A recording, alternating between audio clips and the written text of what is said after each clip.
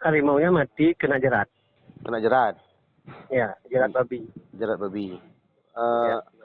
Berapa ekor, Bang? 3 ekor, 1 induk 2 anak. 1 induk 2 anak. Sementara ini apa tindakan dilakukan, Bang, KPH, Bang? Kita di KTA hanya melakukan pengamanan lokasinya dulu yang diambil Oh iya. barang bukti ya. Hmm. Karena ranah penanganannya ada di BKCA.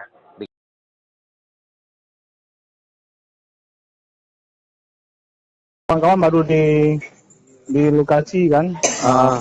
Oh iya. Awalnya Masih 2 ekor. Tadi yang nampak itu kena jerat kan. kena jerat, Pak ya. Itu induk 1, anak 2, Pak ya. Iya, dari laporan awalnya. Perkiraan usia kalau induknya berapa tuh, Pak? Belum tahu karena Belum, nanti kan Pak.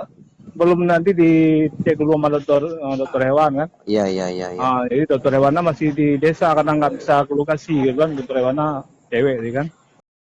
Ya, Kalau mungkin nanti kalau hasilnya ini Bang lebih ini beda detail ya. Oh, boleh nanti dikirim informasi lengkap, Pak. Untuk pendahuluan berarti di kampung apa itu, Pak? Di Kecamatan Mungki.